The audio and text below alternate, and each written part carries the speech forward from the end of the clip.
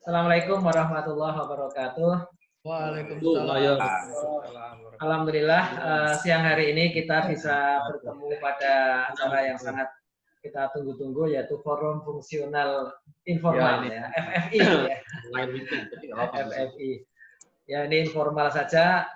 Kita siang hari ini akan nanggap Pak Denny Sampurno ya. Beliau baru saja menyelesaikan S3-nya dengan topik yang sangat menarik ya, sangat menantang, yaitu Integrated Spatial Analysis and Community Participation for Tropical Peat Ecosystem Revitalization. Jadi di sini ada masalah gambut ya, peat, ada masalah community participation, dan ada masalah integrated spatial analysis. Luar biasa ini ya. Jadi kita ingin dapat ilmu juga. Kalau Pak Denny baru 3 tahun di Jepang untuk memahami atau menyimpulkan topik ini, kita insya Allah cukup 1,5 jam saja kira-kira ya. Kita punya waktu sampai jam 3 nih ya Pak Denny ya. Jadi silakan nanti diatur sendiri ya, sampai jam 3 ya. Ya mungkin satu jam lah, 1 jam Pak Denny menyampaikan, nanti kita banyak diskusi ya. Untuk supaya rekamannya bagus nih, saya minta supaya yang tidak lagi bicara mute ya, mematikan mic-nya ya, biar nanti rekamannya bagus ya. Baik, marilah kita mulai dengan ucapan basmalah. Bismillahirrahmanirrahim.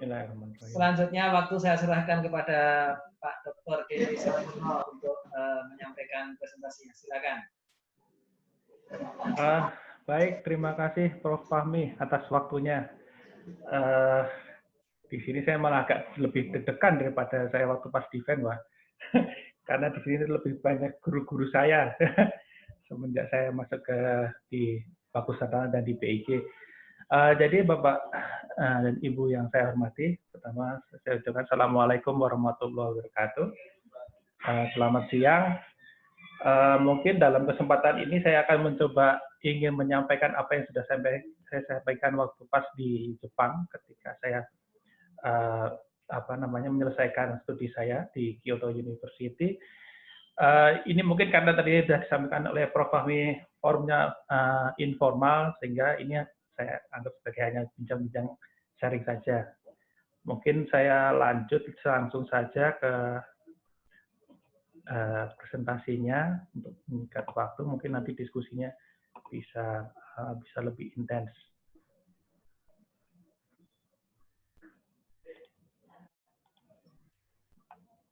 Baik, apakah sudah bisa dilihat semua, Pak? Ya? Bisa, bagus ya, kelihatan bagus. Ya, terima kasih. Jadi saya di Kyoto University ini mengambil di Graduate School of Asian and African Area Study dengan prodinya di Southeast Asia Area Study. Nah, seperti yang saya sampaikan tadi, ketika saya sampai di sana, yang pertama dikenal dulu adalah Prof. Ariswaniman, kemudian Pak Suprajaka, sehingga saya ini menjadi third generation yang dikenal di sekolah pasca sarjana di Asafas namanya Pak. Sehingga di sekolah pasca sarjana ini dia lebih mengedepankan terhadap interdisiplin study, kemudian lebih ke arah area study. Sehingga di sini saya mencoba mengambil satu topik yang tidak terlalu berat, tetapi saya harapkan ke depannya ini menjadi salah satu masukan buat juga ketika kita pada pengelolaan di ekosistem gambut. Jadi judul yang saya ambil adalah tadi disampaikan oleh Prof. Fahmi adalah Integrated Spatial Analysis and Community Participation for Tropical Peat Ecosystem Revitalization. Dan saya mengambil studi kasusnya di Pulau Tebing Tinggi, Provinsi Riau, Indonesia. Tebing Tinggi ini adalah salah satu area yang di tahun 2016 dan 2017 menjadi salah satu area menjadi restorasi yang prioritas yang dilaksanakan oleh Kementerian Kehutanan dan Badan Restorasi Gambut. Sehingga saya memilih area ini supaya mungkin bisa sejalan apa yang sudah dilakukan oleh pemerintah.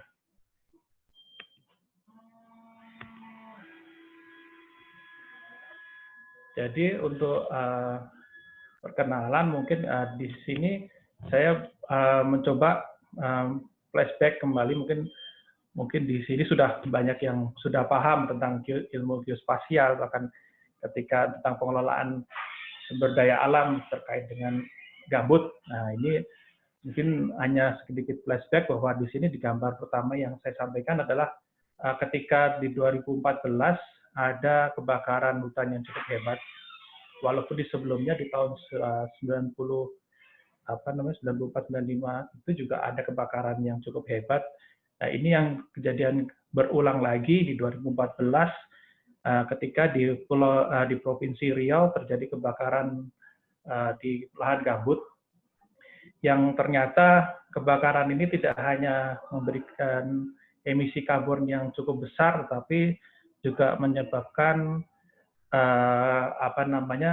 permasalahan di bidang kesehatan, kemudian di bidang ekonomi semakin hancur karena adanya low visibility.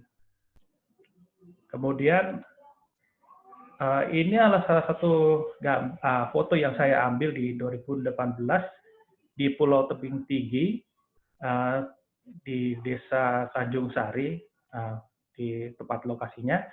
Ini adalah salah satu lokasi di mana lahan yang dimiliki oleh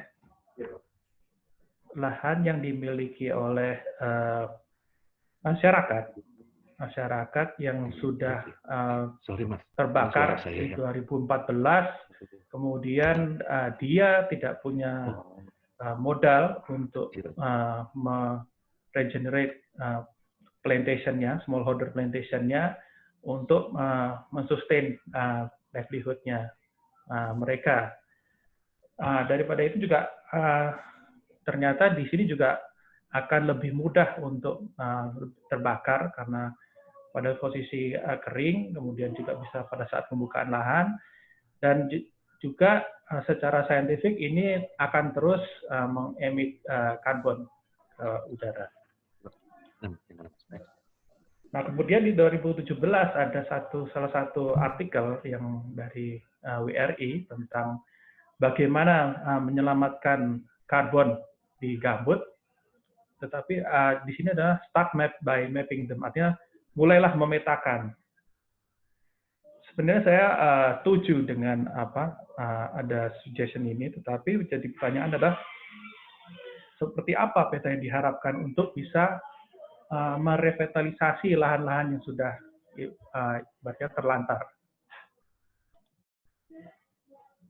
Nah, kemudian mungkin dari Bapak Ibu yang sudah banyak tahu tentang adanya BRG atau Badan Restorasi Gambut, dia juga mereka mempunyai 3 approach untuk merestorasi gambut. Memang ini menjadi salah satu ikon dari Badan Restorasi Gambut ketika mereka di-establish di 2016.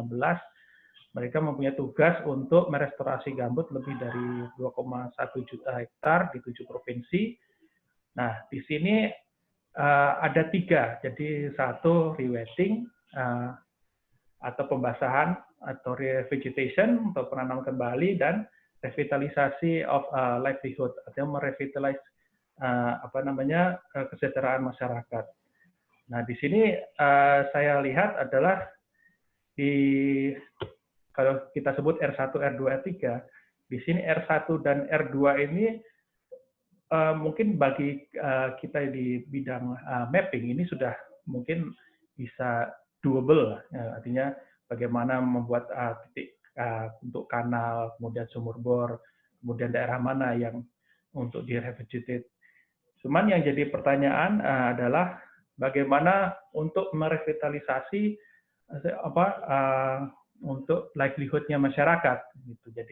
Jadi sinilah kemudian saya mencoba mengangkat isu ini yang mengatakan bahwa dari kepala BRG mengatakan bahwa revitalisasi itu to aim to improve the welfare of community and succeed the preventing forest fire in the peatland. Artinya yang pertama adalah mengimprove kesejahteraan dari lokal community, yang kedua adalah mencegah terjadinya kebakaran di gambut.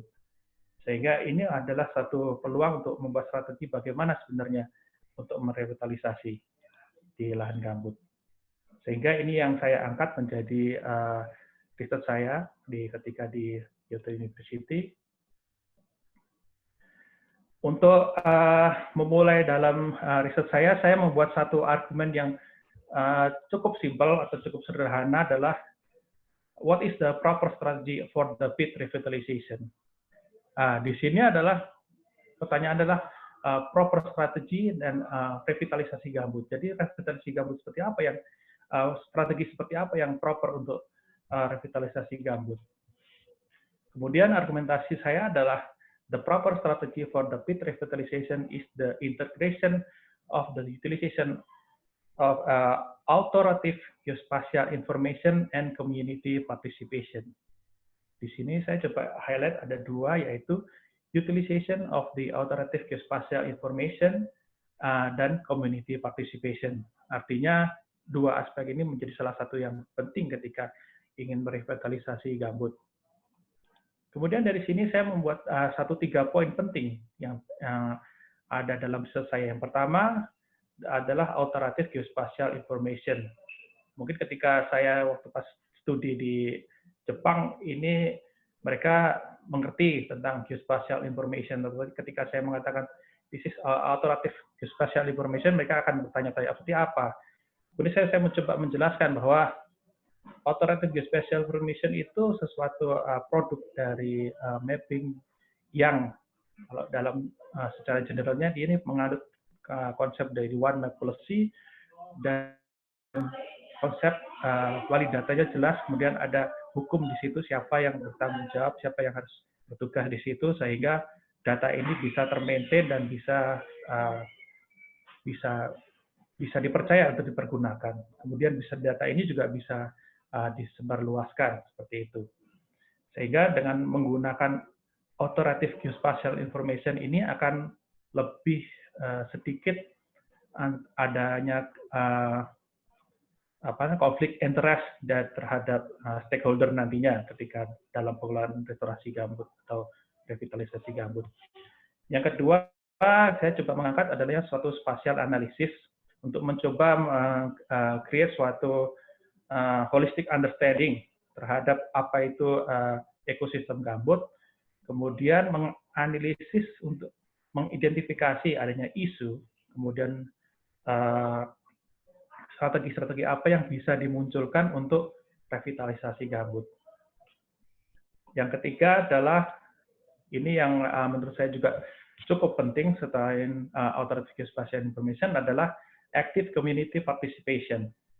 Artinya tidak hanya top down, tapi juga di mana community participation ini bisa menangkap apa yang ada program dari pemerintah, kemudian mereka juga bisa menjalankan, mereka juga bisa percaya apa data yang diberikan oleh pemerintah untuk dikerjakan di level local community. Kemudian di sini juga saya mengajak community participation itu untuk membuat suatu strategi pemanfaatan atau pengelolaan ekosistem gambut dengan menggunakan jasa lingkungan atau saya sebutnya ecosystem services.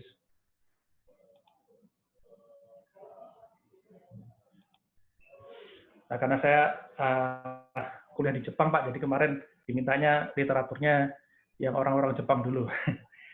Jadi di sini untuk masalah gambut atau tropical peatland ini sudah banyak penelitian yang mungkin tentang pure science atau tentang pengelolaan gambut, tentang air muka air tanah ini itu sudah dengan Prof. Osaki Sensei. Kemudian ada juga Mizuno Sensei. Jadi Prof. Mizuno ini adalah supervisor saya yang pertama.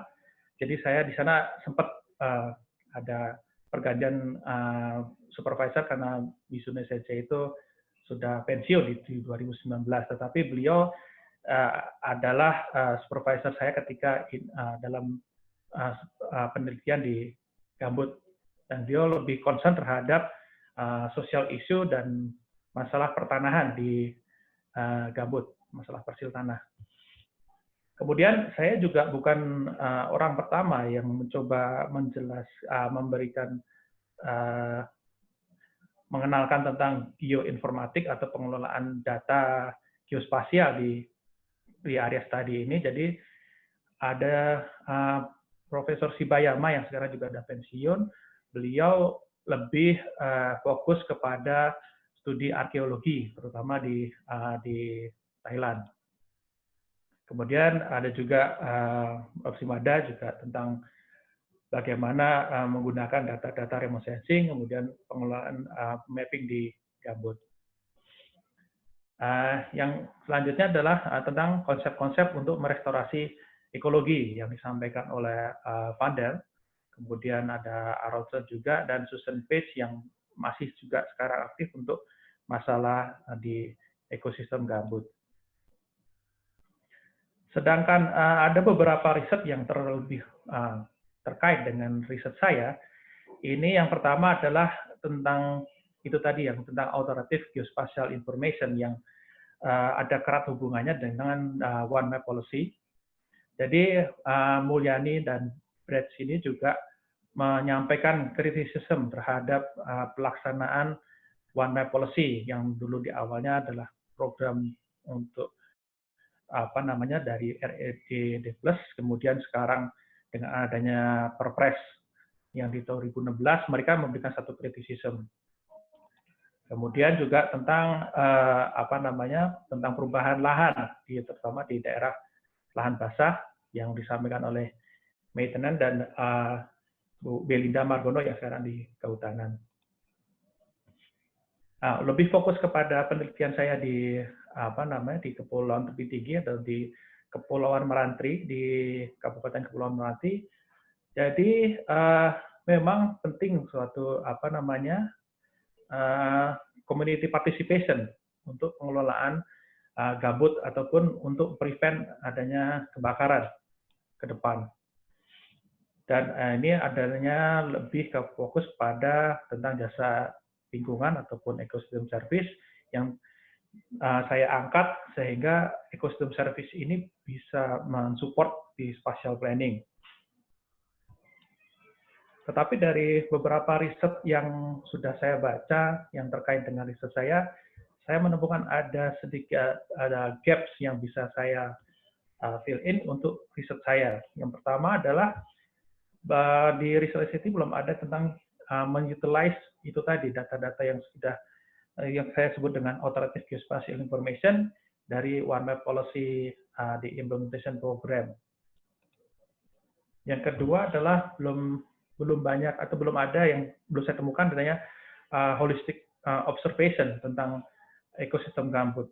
Biasanya mereka hanya di site ataupun memang ada lokasi tertentu, tetapi proses dari ekosistem gambut sendiri belum saya temukan. Yang ketiga adalah sebuah valuasi jasa lingkungan ataupun ecosystem service solution yang dikombine dengan active community participation. Sehingga dari gaps ini saya mencoba mengangkat satu geospatial tadi mengintegrasikan adanya alternative geospatial information utilization dengan community participation menggunakan geospatial analysis untuk meng-create suatu visible revitalization plan.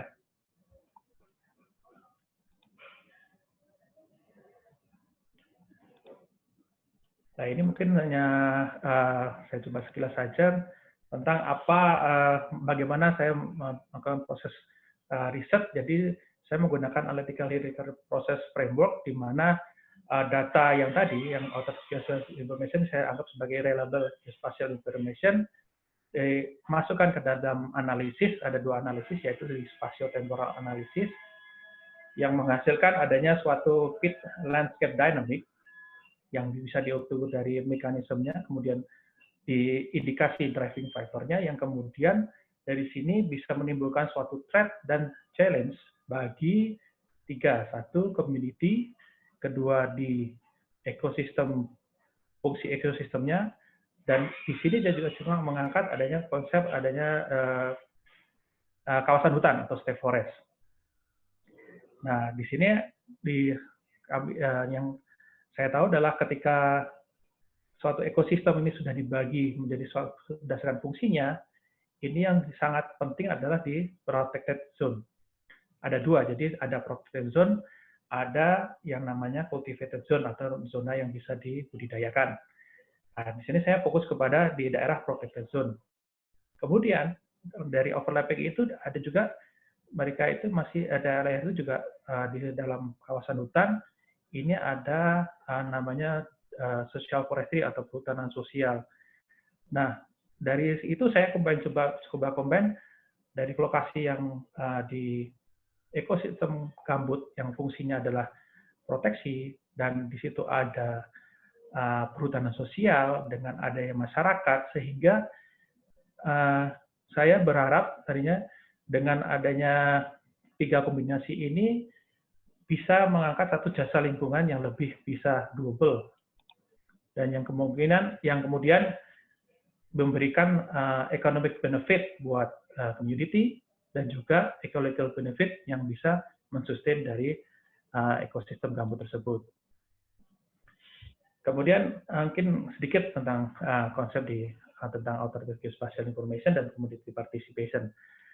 Mungkin saya tidak akan banyak menjelaskan karena ini memang sudah core-nya dari Badan BIG, jadi mungkin cukup sekilas saja. Saya di sana karena mungkin pada saat saya defend tidak banyak yang juga mungkin ingin tahu tentang apa itu One Map Policy. Dari di sini saya coba menjelaskan bahwa dari awal 2011, kemudian ada di Perpres di 2016 sampai yang kemarin saya tangkap di 2019 bahwa ada satu kemajuan pengelolaan data geospasial informasi yang tadinya hanya mungkin dari setiap stakeholder menyampaikan masing-masing, kemudian di sini ada suatu gerakan dari nasional untuk memberikan satu data yang lebih baik yang kemudian saya sebut sebagai alternative geospatial information. Kemudian di sini juga yang tadi saya sampaikan kenapa butuh memetakan gambut. Ternyata di tahun 1975 ada Polak dari seorang saintis dari Belanda, itu juga sudah meneliti tentang tanah, terutama di gambut untuk tanah gambut itu dari tahun 1975 sampai kemudian yang terakhir adalah di sini adalah di 2011 ketika peta gambut dipakai untuk peta PIPIP atau moratorium map. Nah, di sini skalanya cukup general antara 1:5 juta sampai yang di PIPIP itu 1:250.000. Sedangkan banyak juga data-data pit mapping yang disampaikan oleh beberapa researcher, tetapi yang dihasilkan memang dalam skala-skala yang cukup besar. Tetapi apakah secara secara koreksi geometrinya ataupun data-data yang diharapkan itu bisa tersampaikan ke stakeholder lain ataupun sampai ke masyarakat, itu yang jadi satu pertanyaan. Sehingga untuk pengelolaan gambut ini bagaimana? Nah, kemudian dari KLHK di 2015 membuat satu namanya peta KHG atau hydrology map di bahasa Inggris. Yang ini saya anggap sebagai mungkin salah satu unit mapping untuk pengelolaan gambut, tetapi melihat dari ekosistem gambutnya. Ya, di sini juga saya melihat bahwa di sini ada data authority-nya yaitu KLHK, sehingga KLHK ini yang bertanggung jawab terhadap data KHG ini untuk mengupdate, kemudian juga nanti untuk mengimplementasikan di lapangan seperti apa untuk pengelolaan ekosistem gambutnya. Nah, seperti yang saya sampaikan tadi, tentang perhutanan sosial juga di KLHK sudah menyiapkan yang namanya peta indikasi alokasi perhutanan sosial yang awalnya mencoba untuk mengakomodasi sekitar 13,4 juta hektar untuk social forestry. Nah, di sini juga saya coba mempelajari dan beberapa kali saya coba riset juga, ini data ini cukup ya bisa dipakai untuk digunakan untuk apa namanya strategi untuk revitalisasi gambut. Jadi di sini datanya sudah diupdate, jadi seharusnya setiap 6 bulan, kemudian juga dia sudah web is available sehingga masyarakat pun bisa mengakses. Nah, kemudian juga saya dapat informasi ataupun berita bahwa sejak sebelum 2016 itu hanya sekitar 0,45 juta hektar yang teralokasi, sedangkan dari 2016 sampai 2020 itu sudah 4 juta hektar social forestry yang sudah teralokasikan. Sehingga ini suatu achievement yang data yang kemudian bisa dipakai pegangan untuk di situ. Nah, menyambung dari tadi framework yang tadi, kenapa saya memakai apa namanya protected ekosistem gambut, kemudian adanya perhutanan sosial, kemudian adanya kawasan hutan. Ini adalah satu ilustrasi gambaran di mana lokasi riset saya. Jadi di sini ada dua tadi yang saya sampaikan. Jadi ada cultivated, itu ada budidaya ekosistem gambut, ada juga yang kawasan lindungnya. Nah, di sini dalam kawasan itu secara untuk tata guna kawasan hutannya itu dia masuk dalam production forest atau hutan produksi. Nah, di situ di dalamnya sudah dibentuk satu hutan desa yang salah satu bentuk dari perhutanan sosial. Nah, hutan desa ini memberikan hak untuk masyarakat untuk mengelola. Kemudian masyarakat pun bisa mengontrol komposisi antara forest dan agriculture-nya. Nah, untuk mengelola komposisi forest dan agriculture-nya, maka kami coba dengan masyarakat, juga dengan beberapa expert juga, mencoba mengangkat jasa ekosistem atau ecosystem service. Yang ini juga dari Buchart juga sudah menyampaikan bahwa ketika sudah ada biophysical structure, kemudian ada fungsinya, jadi fungsi ekosistem gambut sudah ada, kemudian bisa menerjemahkan ekosistem service seperti apa, yang kemudian akan memberikan benefit economic value untuk dari ekosistem service-nya. Memang tujuan utama dari masyarakat di lokal itu pasti ke arah economic value daripada untuk sustainable, tapi ke arah economic value. Sehingga dengan adanya jasa lingkungan atau ecosystem service ini, dia juga sudah mengkonfirm adanya satu regulasi di mana area di kawasan lindung ekosistem gambut dan juga di aturan di dalam pengelolaan di dalam kawasan hutan produksi dan juga untuk social forestry-nya mereka mengakomodasi adanya adanya pengelolaan berdasarkan ekosistem service-nya, sehingga dari secara aturan ini tidak bertentangan. Dan ini juga diharapkan bisa meningkatkan ecological dan economic benefit bagi community, local community. Analisis yang saya pakai, yang saya sampaikan tadi di awal di framework adalah spatial temporal analysis untuk melihat adanya spatial change pattern, adanya spatial dynamic dari ecological proses di dalam ekosistem gambutnya. Kemudian yang tadi yang saya sampaikan tentang ecosystem service, ini saya memakai berdasarkan dari MEA, Millennium Ecosystem Assessment di 2005. Jadi ada 4 komponen dari ecosystem service, ada supporting service, yaitu yang mensupport service-service yang akan terdeliver ke masyarakat ataupun ke ekosistem, yaitu dari fungsi ekosistem gambutnya. Kemudian di regulating service, yaitu saya mencoba mengangkat dari carbon stocking-nya. di above ground dan below ground-nya. Dan saya menggunakan spatial modeling untuk mempercepat proses pengidentifikasiannya. Kemudian ada provisioning service. Nah, kebetulan di daerah riset saya sagu itu cukup tinggi dan cukup booming juga di daerah gambut. Jadi ini menjadi saya coba angkat satu produk yang bisa mengangkat di provisioning service-nya. Dan juga saya juga mengindikasi adanya cultural service untuk ekoturism. Dan kita coba mengevaluasinya, mengasesmen juga dengan data remote sensing dan indikasi di lapangan.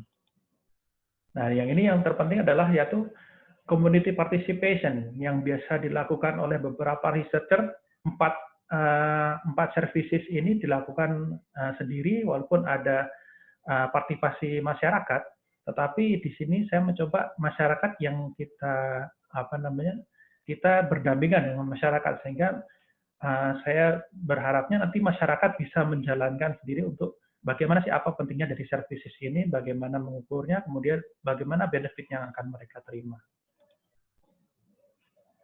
Nah, di sini saya juga mencoba membuat 2 case study. Sebenarnya ini berhierarki. Yang pertama adalah mencoba menganalisis ekosistem gambut yang ada di riset saya. Jadi ini di Provinsi Riau, ini lokasinya di Pulau Tebing Tinggi, di Kepulauan Meranti. Ya, ini dengan data Landsat. Jadi selat panjang itu di kotanya, Pak Turmudi sudah pernah sampai sana, saya sempat ketemu timnya juga. Di sini kondisi yang ada adalah hampir sekitar 81%, mulai dari terakhir yang saya pahami adalah 81% itu dalam kawasan hutan. Artinya di situ tanah dimiliki oleh negara, sedangkan di situ sudah banyak sekali masyarakat lokal. Nah, dari ekosistem gambutnya sendiri, di sini sekitar 66% harus menjadi protected area. Sehingga sekitar 60% dari area ini itu memang harus dikonservasi, seperti itu. Sedangkan ini adalah satu peta yang disampaikan oleh BRG tentang peta indikasi restorasi gambut. Ini yang saya lihat adalah masih ke arah ke tadi R1, R2. Sedangkan yang R3 masih belum kelihatan seperti apa. Nah, mereka mengatakan bahwa dengan hortikultur ataupun dengan produk madu seperti itu. Nah, ini kondisinya seperti di sana, ini dari kedalamannya cukup dalam, ada sekitar lebih dari 10 meter juga ada di sana. Kemudian dari elevasinya juga sama. Dan memang di sana ada satu PT namanya PT Nusa Sagu Prima, itu memang dia satu PT besar yang punya produk sagu yang di situ, sehingga masyarakat di sekitarnya tertrigger untuk menanam sagu. Nah, ini dari komposisi, melihat dari penutup lahannya, penggunaan lahannya terhadap kedalaman gambut, dan ternyata di sini sekitar lebih dari 50% itu sudah merupakan grass ataupun daerah ilalang.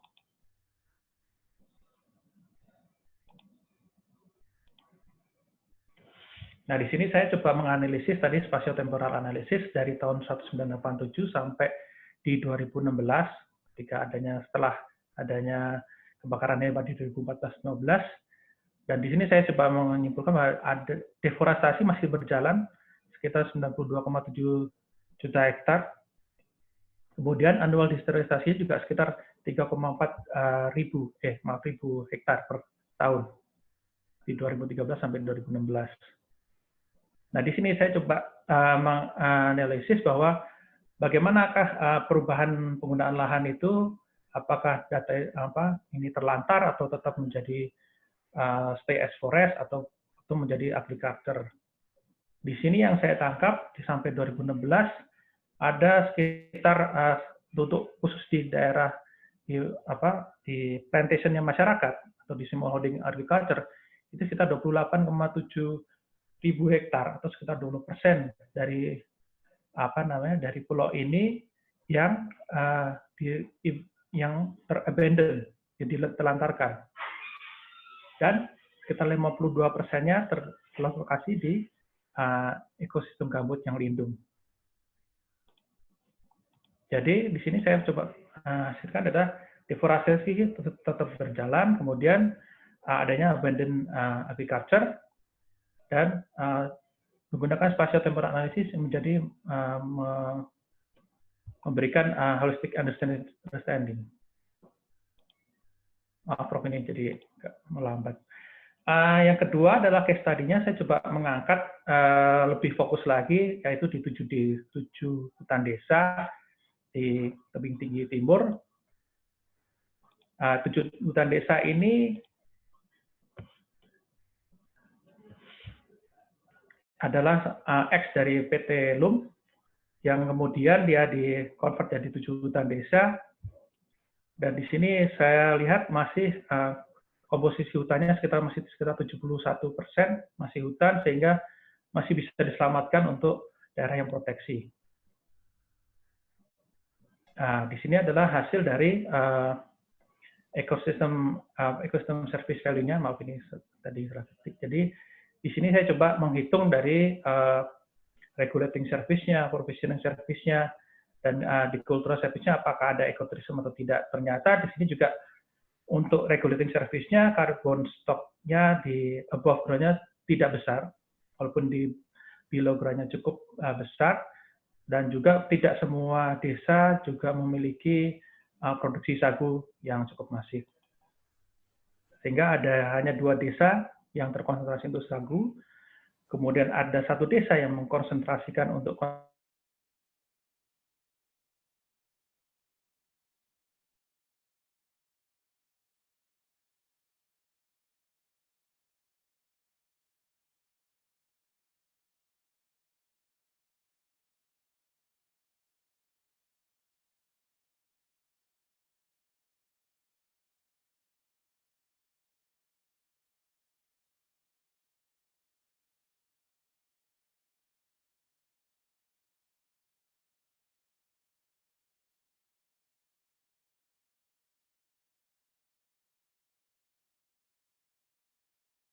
tidak kontradik dengan policy yang ada.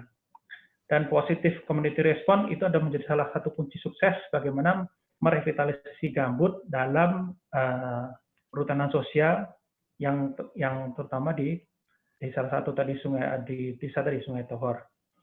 Dan saya berharap dari adanya riset yang saya berikan ini memberikan suatu perspektif analisis yang yang cukup baru untuk akademik perspektif tentang bagaimana pengelolaan ekosistem gambut dan bagaimana untuk revitalisasi, strategi revitalisasi. Kemudian harapannya strategi ini bisa deliver ke government policy untuk peat restoration dan bisa juga diimplementasikan ke ekosistem gambut lainnya di 24 juta ekosistem gambut. Terima kasih, Prof. Ini ingin disampaikan. Mohon izin dan terima kasih atas waktunya, perhatiannya. Terima kasih Pak Denny ya, ini luar biasa. Baik teman-teman semua, barangkali ada yang ingin bertanya. Ini Pak Dermawan, silakan aja langsung Pak Dermawan, di unmute dulu. Ya. Pak Denny bisa di stop share dulu dan screen-nya. Oh ya, siap. Boleh langsung ya? Ya, langsung aja Pak Dermawan. Baik, terima kasih Mas Denny. Ini Denny ini orang geografi tapi Pak Dermawan, maaf, mic-nya wajahnya dilihatin sekali ya, biar kelihatan wajahnya. Soalnya kameranya di bawah, Pak. Jadi arahkan ya. Gimana caranya lah biar terekamnya biar bagus ya. Monggo silakan. Baik, baik. Pertama, halo, Kedengeran ya? Ya, kedengaran. Dengar, Pak. Pak. Baik, pertama selamat ya Mas Denny, sudah lulus. Selamat mengemban amanah baru, ya. Dan semoga bisa berkontribusi lebih banyak lah dalam komunitas informasi geospasial tematik.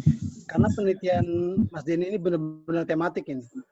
Seorang geografi yang masuk ke dalam ranah kawasan pertanian ini sebetulnya. Jadi pertanyaan saya sebenarnya banyak Pak Denny, tapi ini beberapa aja yang saya beri catatan. Banyak, Pak. Pertama gini Pak Denny, terkait dengan data yang digunakan ya. Kan biasa kalau orang geografi nanyanya data gitu kan. Saya udah lama masuk ke data ini. Saya lihat tadi data yang digunakan data ekosistem gambut dari KHG ya. Ya. KHG ini muncul pertanyaan saya Pak Denny. KHG ini yang digunakan KHG hasil analisis ya, spasial temporalnya Denny sendiri atau merupakan data sekunder ya, karena kita ketahui bagi komunitas gambut itu data KHG itu dinilai over expected, terlalu berlebihan mendeteksi sebaran gambut karena ekosistem ya, jadi ekosistem memang besar sekali. Nah, yang selama ini dipakai adalah mengacu kepada data BBSLDP, data gambut. Kenapa data BBSLDP nggak digunakan gitu Pak Denny sebagai pembanding? Atau mungkin juga dibahas tapi saya nggak tahu ya, nggak mungkin ada dibahas. Nah, ini jelas ada perbedaan antara data KHG dengan data gambut yang dikeluarkan oleh BBSLDP.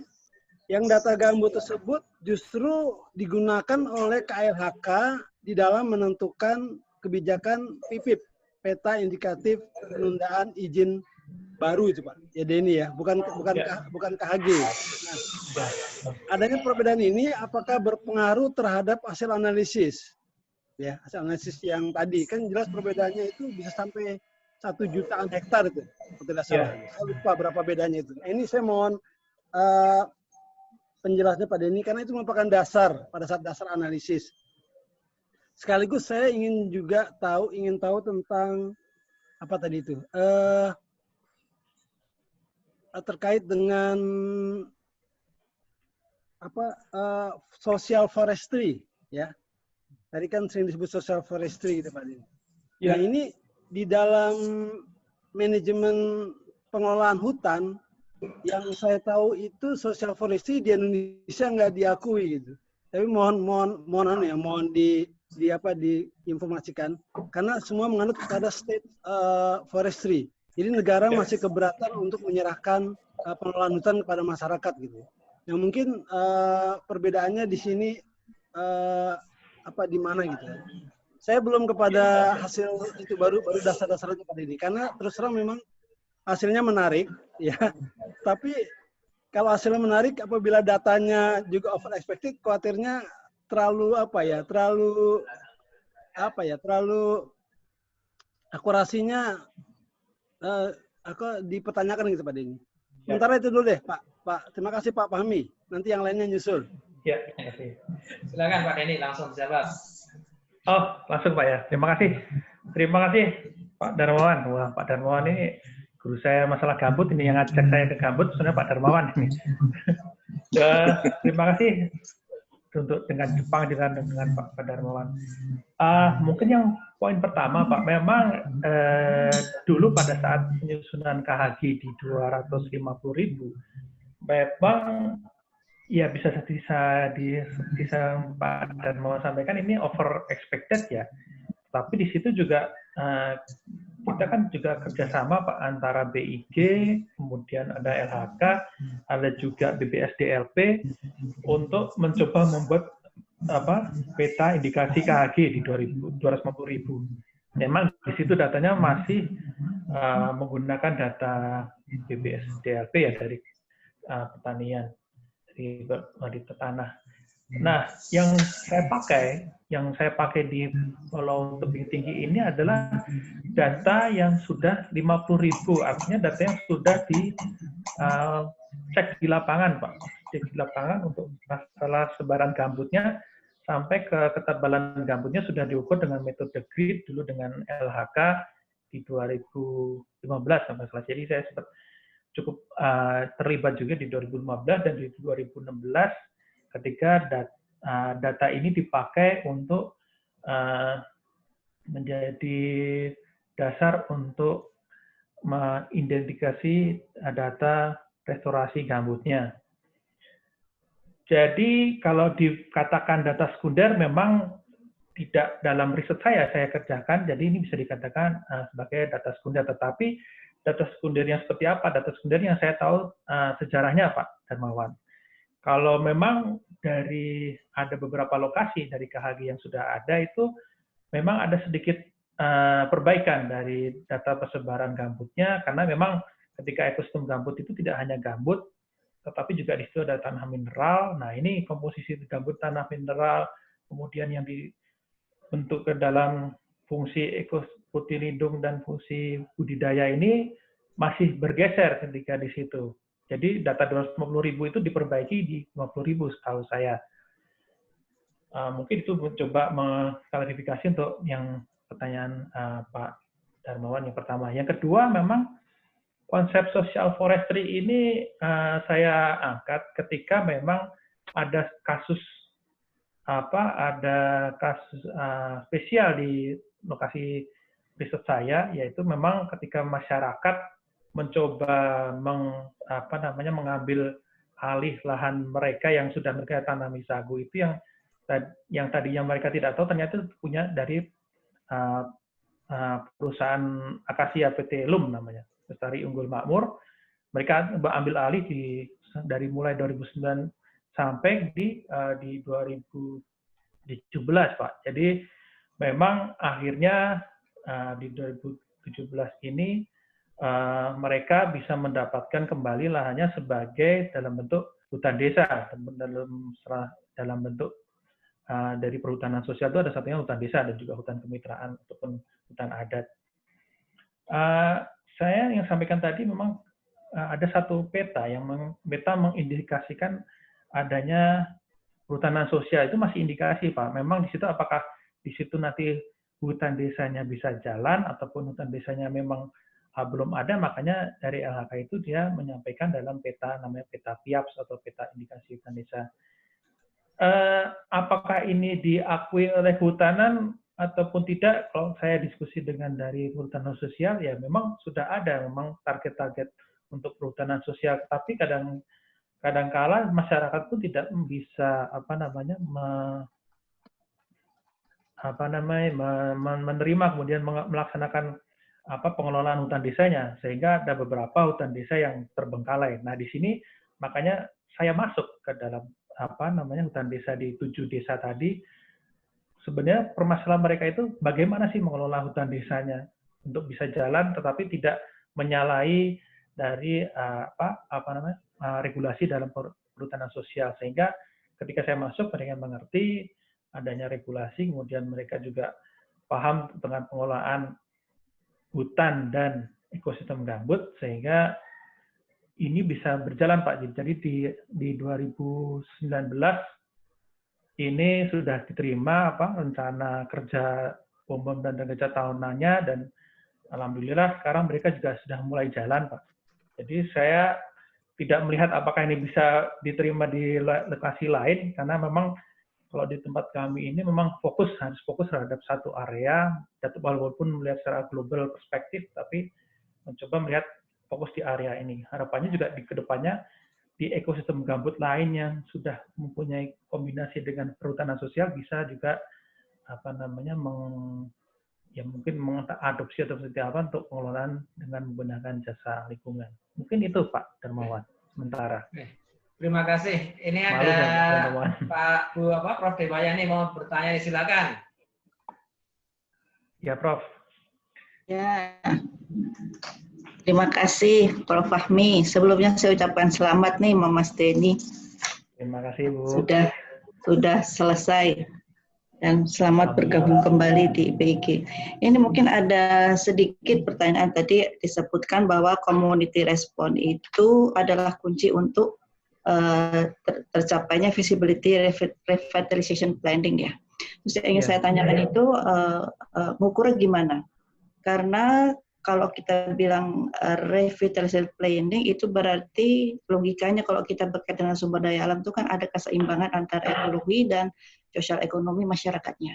Tadi disebutkan masyarakat itu menggunakannya, ada yang buat wisata, kemudian ada yang buat pertanian, ya sagu, kemudian ada yang menggunakan hutan. Nah ini kan tentu semua dihitung jasa servisnya ya. Kita hitung ekonomi valuasinya, tadi sudah disebutkan. Nah itu menghitungnya dengan menggunakan apa? Apakah willingness to pay atau apa? Kemudian dari sisi ekologinya itu gimana kita menghitungnya? Seperti apa? Jadi sehingga gabungan keduanya tadi itu bisa menghasilkan yang disebut tadi community response yang bisa mendukung revitalization planning, visible planning. Itu aja sih tadi. Itu aja pengen tahu lebih detail untuk masalah itu. Terima kasih Mas Timo. Ya, terima kasih Bu. Mungkin saya coba semampu saya. Jadi yang saya lakukan dalam studi ini memang mengangkat community participation, dan itu kemudian dinilai dengan bagaimana responnya mereka terhadap community participation, karena mungkin yang sebelum-sebelumnya participation mereka itu sepertinya memang seperti hanya ajakan, kemudian ketika yang mengajak dari government ataupun dari NGO selesai, ya mereka kembali ke business as usual. Nah di sini ada salah satu desa namanya Sungai Tohor itu, dia memberikan satu respon yang cukup baik. Artinya responnya adalah yaitu tadi bisa dalam kata saya bisa membalance antara bagaimana menjaga ekologi gambut, ekosistem gambut, dan juga meningkatkan dari sosial ekonominya. Artinya kalau secara sederhananya adalah ketika meningkatkan sosial ekonomi, mereka ibaratnya punya lahannya dulu. Jadi punya capital lahannya walaupun dalam bentuk perhutanan sosial. Tetapi mereka sudah menggain itu karena kemungkinan juga ketika mereka punya lahan di dalam kawasan hutan, ke depannya bisa juga di take over oleh perusahaan swasta ataupun perkebunan ataupun tambang ataupun lain-lainnya. Nah, itu yang saya lihat dari responnya, walaupun yang tadi saya sampaikan memang setelah adanya menggunakan valuasi jasa ekosistem service, valuasi ekosistem service-nya ini, saya mencoba bagaimana next selanjutnya, artinya menjaga komposisi hutannya, kemudian produksi sagunya, kemudian tidak hanya itu, mereka juga sudah mengestablis satu regulasi untuk produk after dari plantation-nya, kayak membuat BUMDes, kemudian bagaimana masyarakat semua terlibat di situ. Sehingga ini yang saya anggap sebagai respon yang bagus dari masyarakat ketika mereka melihat pengelolaan ekosistem gambut, yang mereka bisa melihat bahwa ini kawasan hutan, mereka dalam kawasan hutan, mereka dalam kawasan lindung gambut, dan mereka harus punya meningkatkan ekonominya seperti itu. Walaupun ada juga beberapa nilai plusnya, mereka juga mengangkat ekoturism yang sekarang cukup cukup jadi ikonik juga untuk seperti itu. Mungkin seperti Bu yang bisa saya share. Metodenya apa tuh Mas? Saya untuk metodenya masih menggunakan simple Bu, spasial. Jadi memang ini bukan untuk masalah valuasi ekonominya, bukan fokus terhadap metode rigid metodenya. Jadi kalau untuk mengukur carbon stockingnya, saya mau data LiDAR di situ yang saya dapatkan data dari BRG juga untuk mengukur carbon above ground-nya. Kemudian juga ada menggunakan regresi data dari lapangan. Kemudian untuk di below ground-nya kami juga menggunakan spatial modeling. Ini juga sudah pernah dilakukan oleh beberapa researcher sebelumnya. Kemudian untuk sagu produksinya memang masih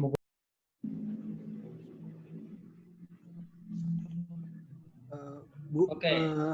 Nambah komen ya, Pak Moderator. Iya, monggo. Oh, ini banyak pertanyaan. Bu Ewa, sepertinya memang yang dilakukan oleh Mas Denny ini tidak sampai kepada perhitungan valuasi. Jadi yang pertanyaan Bu Ewa itu bisa sebagai riset lanjut tuh Bu Ewa. Jadi belum masuk ke arah sana. Jadi yang kalau bukan valuasi sih. Iya. Ya, hanya valuasi sih Pak. Saya cuma pengen tahu aja cara ngukurnya gimana Ya, gitu. Kan di situ ada ekologinya, kemudian ada aktivitas sosial masyarakat yang tadi ada wisata, sagu dan hutan. Kemudian ngukurnya gimana itu aja tadi.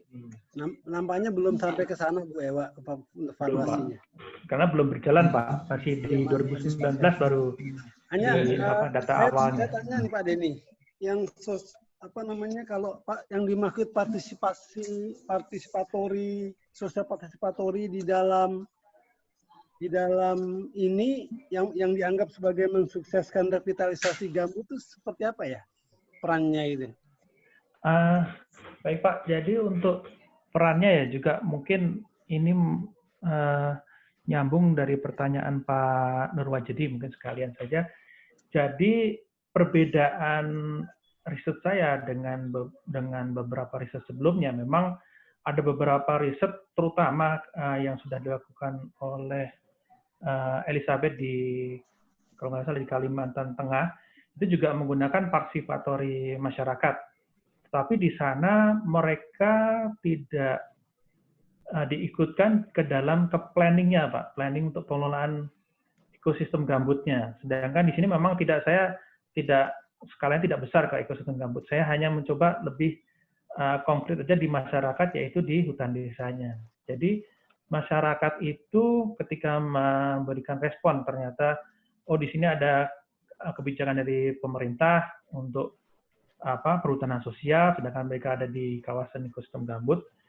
Nah, di situ mulai saya ajak mereka dari awal, misalnya dari pengenalan, kemudian kita coba mengukur bersama metode apa yang kira-kira mereka bisa pahami, yang kedepannya mungkin mereka juga bisa lakukan, entah dengan bantuan beberapa lokal yang sudah mungkin teredukasi, dan yang ketiga mereka juga saya dampingi untuk melakukan planning. Planningnya tadi seperti yang saya sampaikan di slide tadi Pak. Jadi mereka melakukan planning. Ini sebaiknya digunakan untuk konservasi hutan, karena ada satu desa yang namanya Desa Lukun itu dia lebih fokus kepada konservasi hutan daripada produksi sagu, karena lokasi hutan desanya itu berada di gambut dalam. Di gambut dalam, mereka secara local knowledge tahu di gambut dalam itu pun produksi sagu tidak akan bisa maksimal. Dan dengan menjaga ekosistem gambut di gambut dalam ataupun di domnya itu otomatis akan menjaga cadangan air yang bisa mengalirkan ke lokasi-lokasi sagu mereka yang lebih ke arah hilir. Nah, itu kami coba mengelaborasi dari 7 desa itu, walaupun memang ada beberapa desa yang masih stuck karena kondisinya di hutan desanya sudah banyak terbuka ataupun memang sudah kering. Nah, ini masih mereka masih mencoba menemukan di sini, makanya kami coba memberikan ini aturannya seperti ini, kondisinya seperti ini, menurut Bapak-bapak sebaiknya bagaimana? Nah, kami coba elaborasi. Nah, itu Pak yang saya anggap sebagai active community participation, sehingga kedepannya pun mereka bisa bertanggung jawab apa yang sudah mereka rencanakan. Seperti itu Pak. Terima kasih. Pak Nurwajedi kayaknya banyak pertanyaan nih. Silakan Pak Nur, langsung aja. Oke, terima kasih Prof. Jadi pertama selamat untuk Mas Denny telah menyelesaikan studinya, dan beliau ini memang banyak berkecimpung pada saat membuat peta KHG. Seingat saya pada saat BIG kerjasama dengan KLHK, kita diminta bantuan untuk bagaimana memetakan peta KHG ini. Nah, kami bekerjasama dengan IPB waktu itu.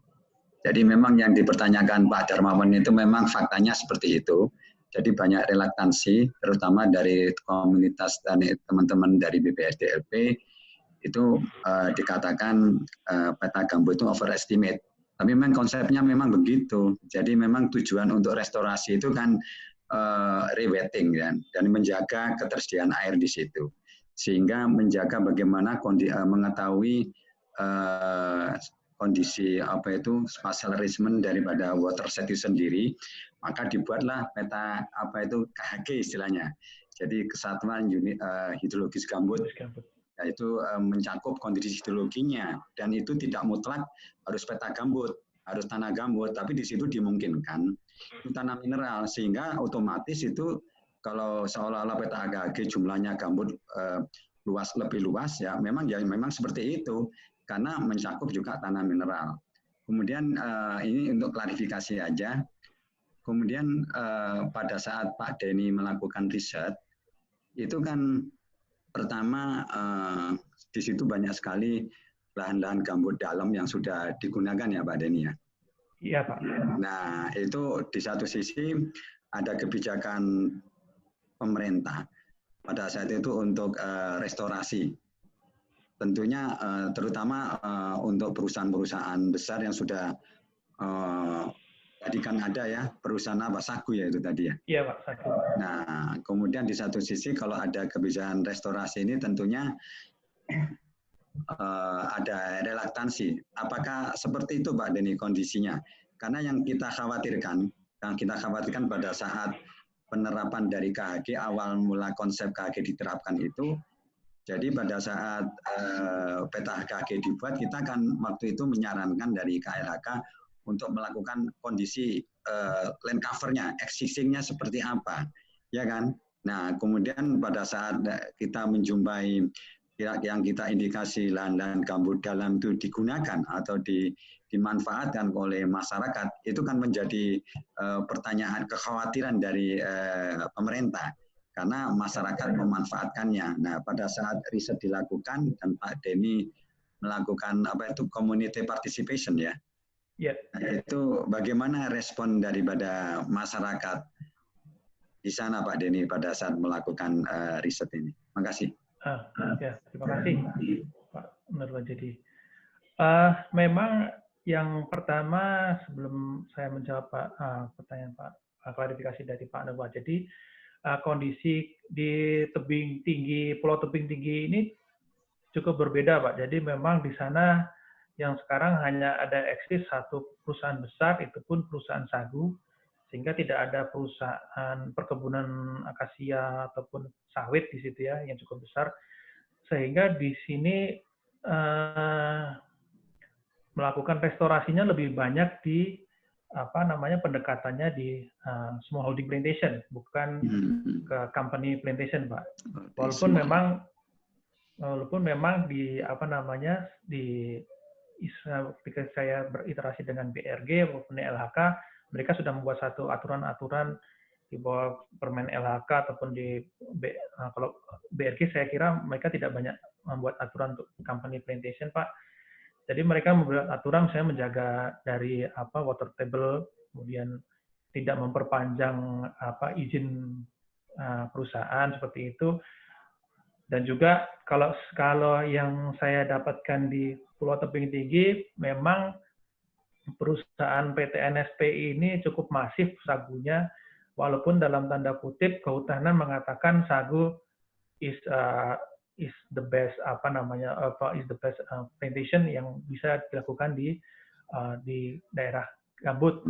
Tetapi ketika dia masih Pak tidak menggunakan yang dinamakan sistem paludiculture, itu sagu pun sebenarnya bisa menyebabkan penurunan muka air tanah ataupun juga malah subsiden, sehingga kalau mungkin nanti saya bisa sampaikan pada suatu lain adalah ketika ternyata di PT NSP itu mereka berada di gambut dalam, walaupun mereka sagu di gambut dalam, sehingga ada subsiden, kemudian juga ini cukup mengkhawatirkan, sehingga saya mencoba melihat dampaknya juga di masyarakat memang tidak saya sampaikan di presentasi ini karena ada di presentasi saya. Nah, dampaknya kepada masyarakat pun juga walaupun mereka men-trigger sagu production di smallholding plantation, tapi di sini juga mereka membuat satu degradasi ekologi yang cukup ya tidak terlalu tinggi tapi cukup tinggi lah di menurut saya. Sepertinya air gambut berkurang, kemudian kebakaran terjadi lagi beberapa kali di lokasi dekat NSP. Nah, untuk ketika itu tadi ya, jadi di lokasi-lokasi yang sudah pernah dibuka, ini bukan company plantation Pak, tetapi kalau dinamakan di di tebing tinggi itu namanya toke Pak. Toke itu semacam tuan tanah. Jadi tuan tanah itu bukan legal company plantation. Jadi mereka punya 100 hektar, 200 hektar, mereka suruh buka warga, kemudian entah bagaimana terbakar, kemudian tidak dilanjutkan. Nah, yang seperti ini Pak yang menjadi suatu pertanyaan, siapa yang akan menanam kembali? Karena dalam beberapa bacaan yang saya baca, untuk natural regeneration di gambut itu pun memakan waktu yang lebih lama daripada di tanah mineral, sehingga butuh adanya revisitasi. Nah, memang dari sini harapannya saya tidak bisa melemparkan tugas ini full ke government, tetapi juga masyarakat harus paham di mana mereka sebenarnya sudah di sana bertempat ataupun punya smallholding plantation yang bisa regenerate hutannya atau mengkonvertnya untuk sagu plantation dengan sistem itu tadi Pak, paludiculture, mix antara hutan dan sagu. Itu ya, Pak. Terima kasih Pak Denny. Terima kasih. Ya. Siap. Ya, Mbak Tari juga ingin bertanya nih. Monggo Mbak Tari langsung aja. Halo Mbak Tari, masih monitor? Iya. Oke. Nah, ini sambil nonton arsip. Jadi ada kelewat-lewat. Selamat kembali ke BIG. Ditaruh di mana di rumah? Sama Pak Adi Rusmantel lagi. Belum ya. Ini dan tadi beberapa mungkin kelewat saya. Kan tadi ada beberapa jasa ekosistem yang sudah dihitung ya. Ya. Ada berapa tadi? Itu ininya perhitungannya menggunakan analisis spasial atau data numerik yang itu dipaskan di gambutnya atau gimana tadi mungkin saya agak kelewat. Terus di sana kan tadi mungkin ada perhutanan sosial ya.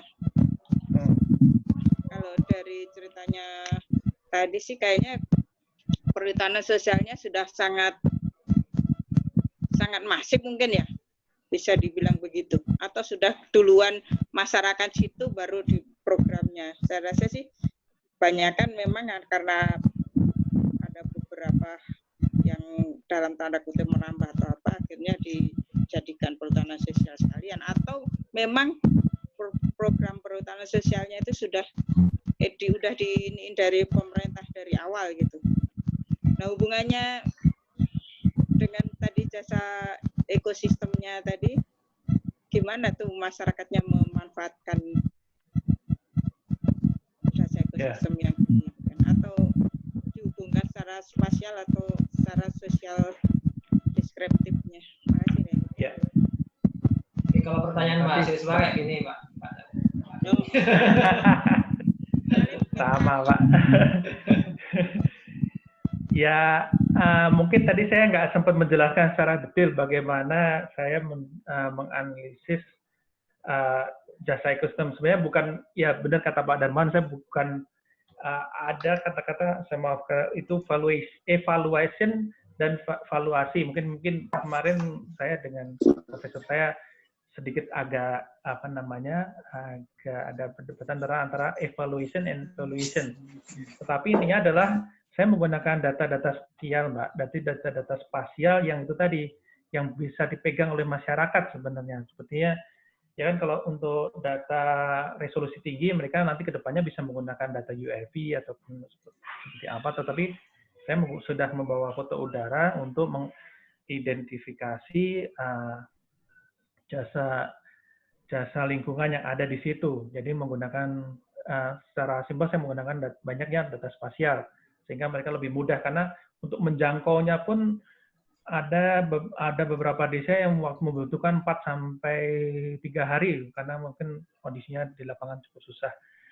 Nah, menghubungkan jasa lingkungan atau ekosistem service-nya dengan perhutanan sosial yang saya sampaikan tadi, kita mencoba mencari satu strategi di mana strategi pengelolaan hutan desa ini tidak menyalahi aturan yang sudah ada. Artinya aturan mereka itu perhutanan sosial simple. Mereka boleh mengalihfungsikan hutan menjadi hutan produksi ataupun perkebunan akasia pun boleh. Tetapi ketika mereka berada di ekosistem gambut yang dalam tanda kutip untuk fungsi lindung, ini seperti apa? Nah, ini salah satunya adalah salah satu metode yang saya sampaikan adalah menggunakan jasa lingkungan atau ekosistem service. Di situ di peraturannya sudah ada memanfaatkan jasa lingkungan. Nah, jasa lingkungan itu seperti apa? Memang respon masyarakat ketika pertama mereka harus menjaga, tidak boleh mengotak-atik hutan desanya. Tetapi ketika mereka tahu di situ juga masih boleh untuk misalnya meregenerasi hutan dengan misalnya mereka mengambil untuk kebutuhan domestik masih boleh dengan jasa ekosistem itu. Kemudian untuk mengelola dengan sagu yang harapannya bisa tidak kontradik dengan kondisi natural dari ekosistem gambut itu. Nah, disitulah makanya coba saya mengkaitkan antara jasa lingkungan dengan program dari perhutanan sosial, sehingga mereka ke depannya mengetahui, oh saya menggunakan jasa lingkungan dengan program seperti ini. Nah, seperti itu. Jadi tidak mengeksploitasi, jadi mereka tidak full eksploitasi, tetapi juga tidak full konservasi, misalnya seperti itu. Mungkin itu yang bisa saya sampaikan, Pak Ari. Terima kasih. Ada lagi ini dari Prof. Aris Poniman ya. Sudah dijawab sedikit oleh Mas Denny di chat, tapi kayaknya masih berlanjut ya. Iya Pak, bingung saya Pak, dan menjawab di chat juga. Dari Pak Mariana juga banyak nih. Saya diskusi aja sendiri. Ya. Atau Pak Mariana dulu. Ya, makasih. Pak Aris dulu, Pak Aris dulu. Ya. Pertama tentu selamat pada Mas Denny ya. Berapa tahun ya di sana? Berapa tahun? Tahun, Prof. 3 tahun, Prof. Wes, cepet deh. Wah, saya dulu 4 tahun. Tapi di Sambi bolak-balik. Ini yang menarik juga itu tadi ada local knowledge ya. Nah, ini local knowledge itu asli di situ atau pendatang?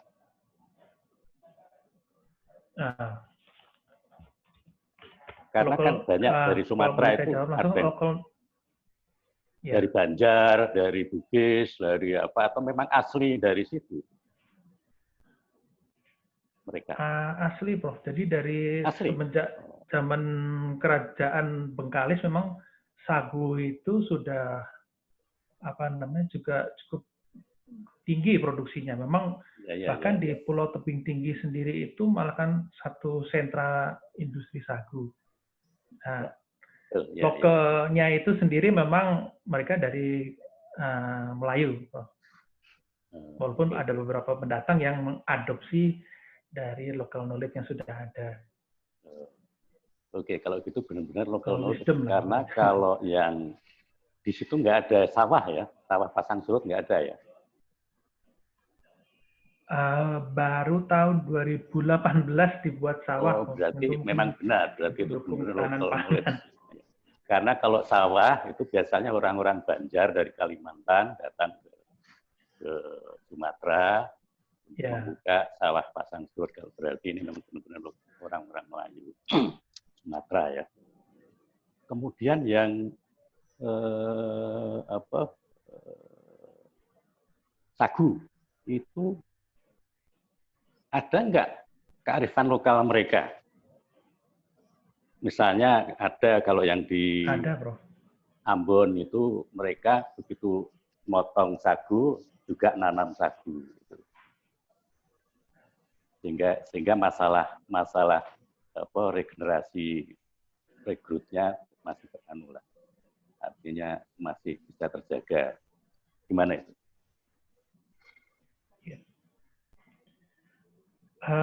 Untuk untuk pengelolaan sagu mungkin memang Melayu lain Prof sama di daerah Sulawesi dan daerah Papua. Memang pengelolaan mereka lebih ke arah yang namanya sistem sekarang itu namanya paludiculture.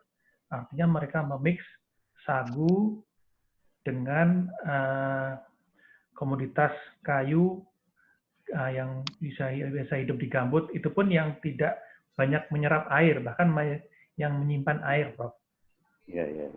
Dan ternyata dari riset beberapa orang menyatakan bahwa produksi sagu, artinya bukan dari bukan dari besarnya sagu ataupun dari tingginya pohon sagu, tapi dari ekstrak sagu kering dan basahnya itu kualitasnya jauh lebih bagus ketika menggunakan mix itu. Jadi itu sebenarnya yang bukan terinovasi dari ada saintifik baru, tetapi memang sudah dari semenjak kerajaan Bengkalis seperti itu penanamannya itu pun dilakukan oleh hanya orang Melayu. Oke.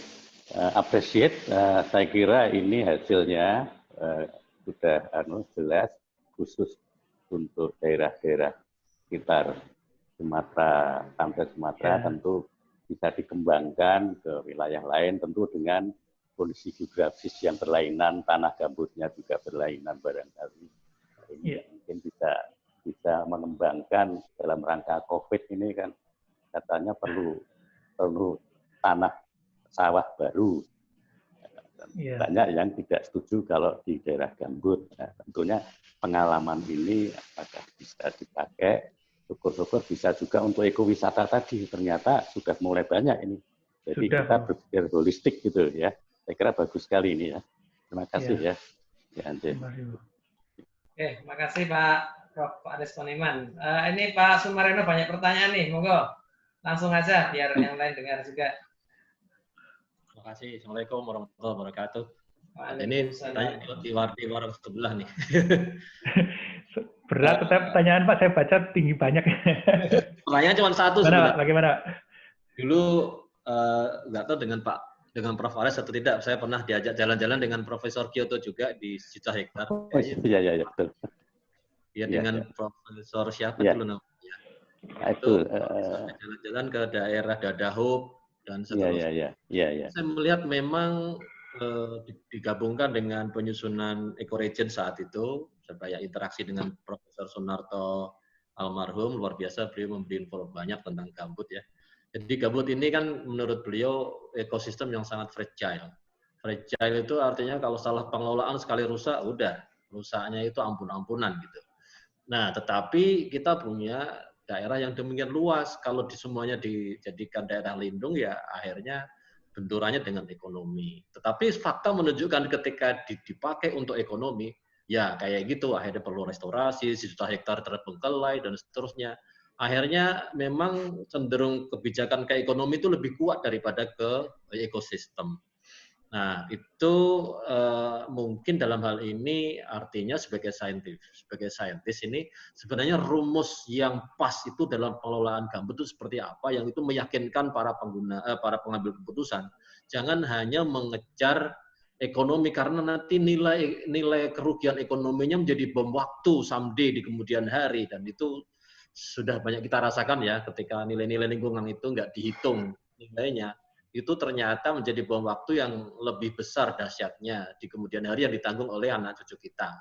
Nah, ini yang mungkin saya ingin tahu dari lulusan baru tentang gambut nih. Seperti apa ini? Mungkin dari spasial juga ini harusnya ini loh boleh dimanfaatkan, tetapi terbatas saja kayak gini terus. Yang ini full 100% harus dijadikan lindung dan seterusnya. Nah, ini kayaknya belum jalan. Faktanya apa? Banyak sekali perkebunan yang memanfaatkan gambut super dalam dan seterusnya.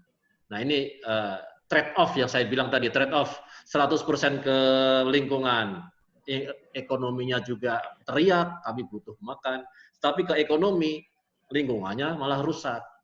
Sebenarnya secara saintifik itu rumusnya seperti apa Pak Denny, yang mungkin kalau kita argumen kepada para pengambil keputusan, harusnya mereka ini loh, nggak boleh lepas dari rumus-rumus yang seperti itu. Terima kasih Pak Denny. Selamat ya atas doktor barunya. Wih, terima kasih Pak Kapus. Saya coba sharing saja Pak, mungkin di sini ya. Jadi memang saya tidak bisa mengambil satu keputusan makna yang terbaik, tapi saya coba menggambarkan dulu. Memang kita dulu melihat gambut adalah sebagai tanah mineral dan tanah organik, seperti itu.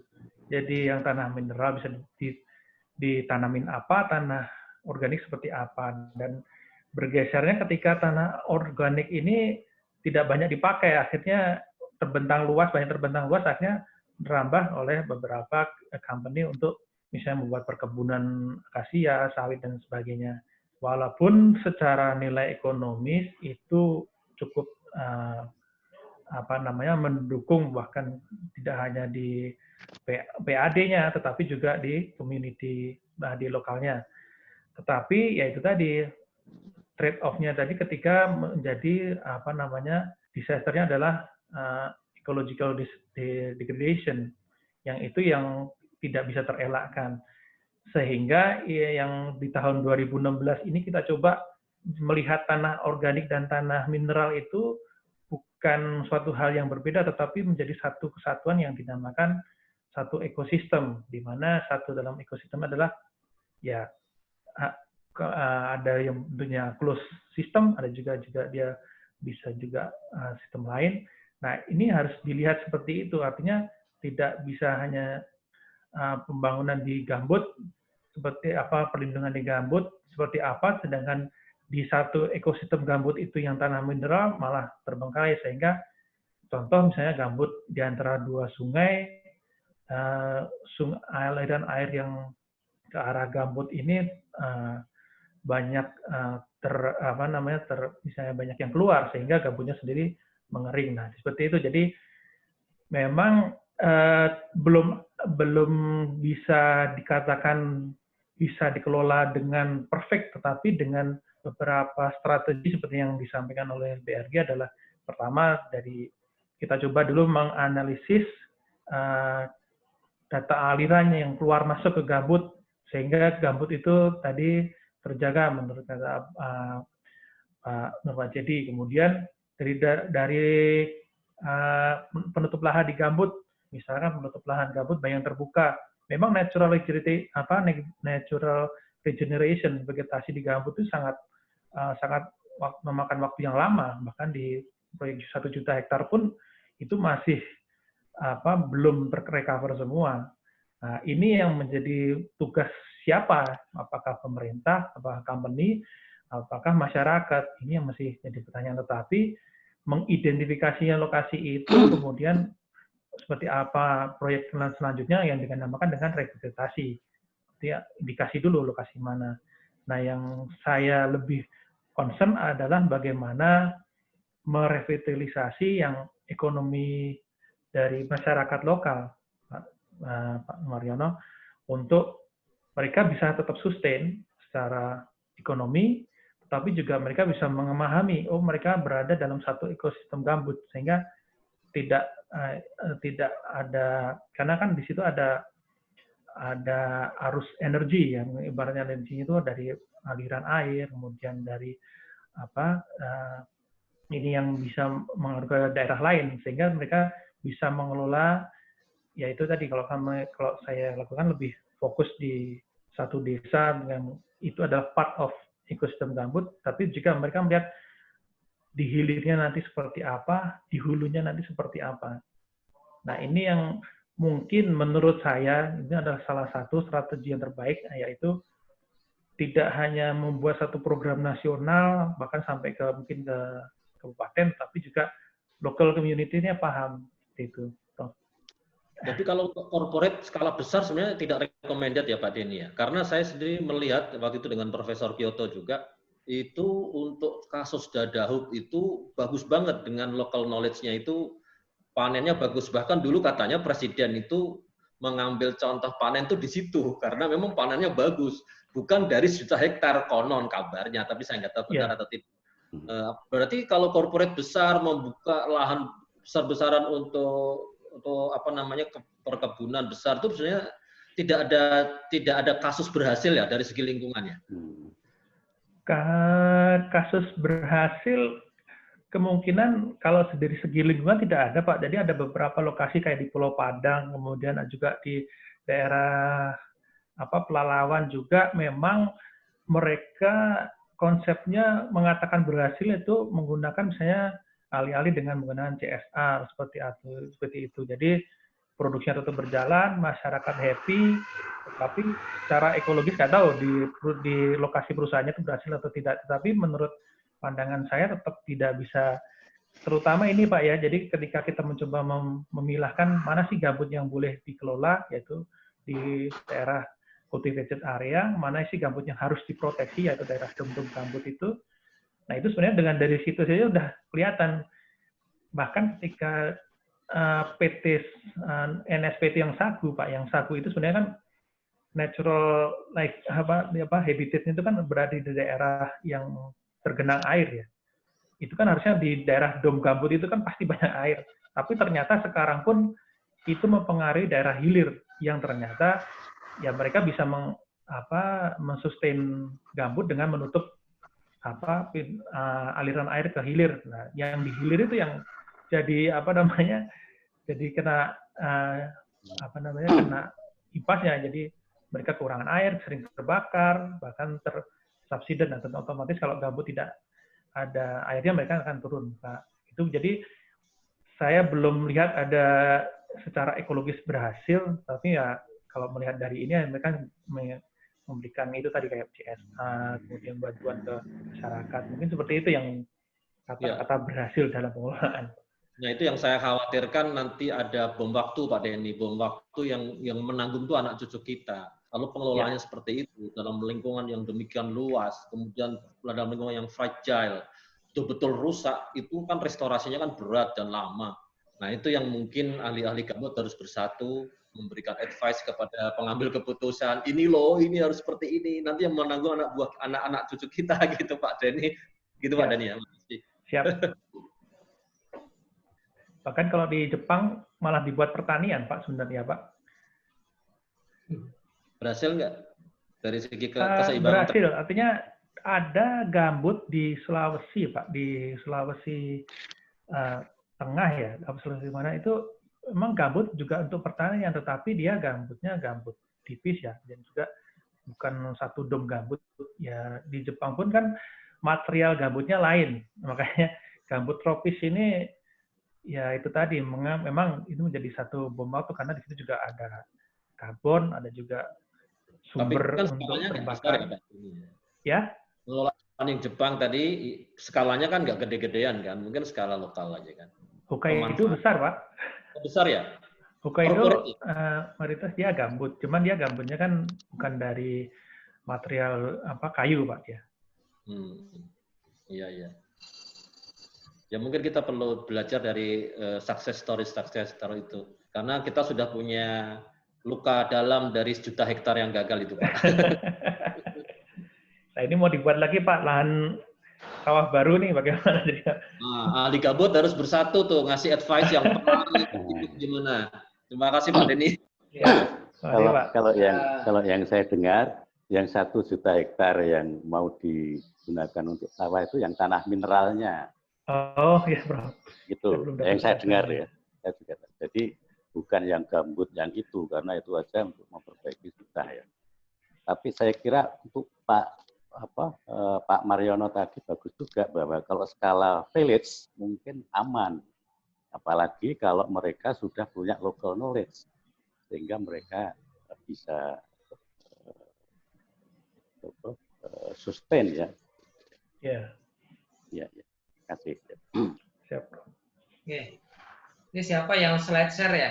Kok ada nanti kayak gini. Konsep nggak Pak Denny? Bagus.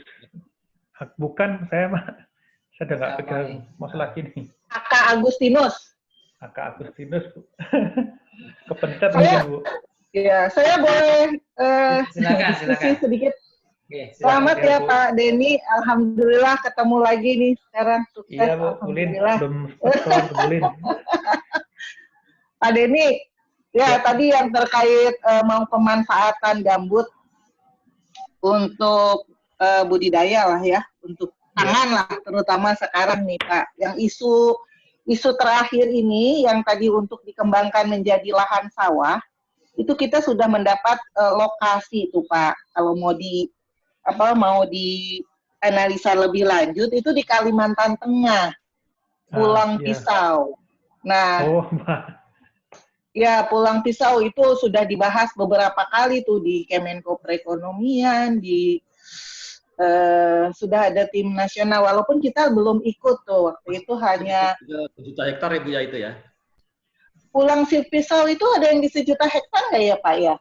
Deket-deket tapi lah. kalau kita dapat lokasi di pojok bawah gitu ya, kalau kita coba exercise dengan kawasan hutan lindung dan sebagainya itu sebetulnya akan overlapping. Tapi ini kebijakan kan jalan terus nih.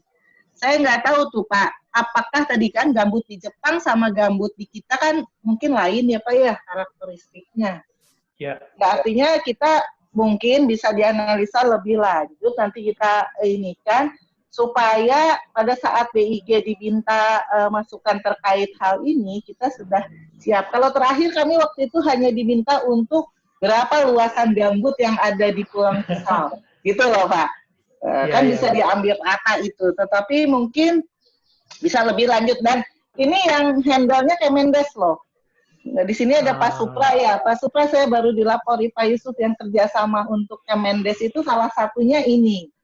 Salah satunya adalah bagaimana nanti menggunakan lokasi lahan gambut ini untuk pangan, mendukung lahan pangan, gitu Pak. Dan saya mau tanya yang di lokasi analisa tadi Pak, itu sudah masuk di dalam area yang ditetapkan KLHK sebagai perhutanan sosial sehingga dapat pendampingan atau belum? Nah, kalau belum artinya apakah waktu itu juga diinformasikan atau diantisipasi nanti itu menjadi usulan untuk ditetapkan sebagai hutan sosial sehingga akan mendapat pendampingan dari Dirjen PSKL-nya KLHK. Terima kasih. Ya Bu, terima kasih Bu. Mungkin ini udah forumnya ada diskusi Bu ya, bukan saya diuji lagi nih. Mungkin untuk masalah yang sama Bu ya, memang ada beberapa literatur yang sudah saya baca. Mungkin memang kalaupun ada satu exercise yang sudah dilakukan seperti yang di tempat riset saya itu, mereka tertutup Bu dengan ekosistem gambut yang ada di atasnya. Artinya tidak ada aliran yang keluar dari gambut atau dari dom itu ke sawah, sehingga sawahnya memang nggak salah memang pure sawah pasang surut sehingga tidak mengganggu. Itu pun mereka tidak bisa langsung panen karena mungkin dari acidity tanahnya itu tidak bisa menghasilkan produksi padi yang cukup besar pertama kali. Mereka harus 2 kali, itu pun dengan trade dengan kapur seperti itu.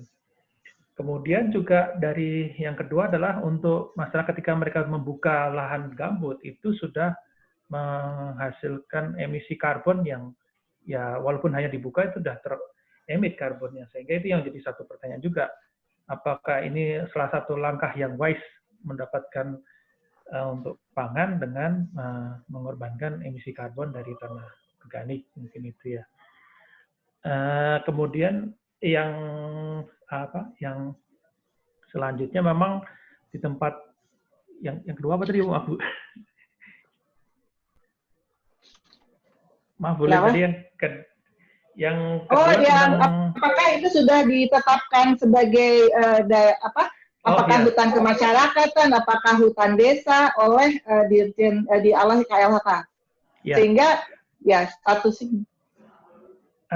Jadi gini Bu, ini yang saya angkat memang lebih fokus ke arah tadi spasial yang bisa dipercaya, artinya yang saya katakan otoritatif tadi ya. Jadi memang mereka sudah mengindikasi data perhutanan sosial yang akan mereka dapat, karena sudah jelas mereka akan mengakuisisi lahan X dari perkebunan akasia lum, sudah jelas lokasinya berapa. Tetapi di situ kemudian ketika masuk ke perhutanan sosial di kehutanan, mereka melihat apakah tanah yang sudah ada yang akan diajukan sebagai perhutanan sosial ini apakah sudah dikeluarkan dari kawasan ataupun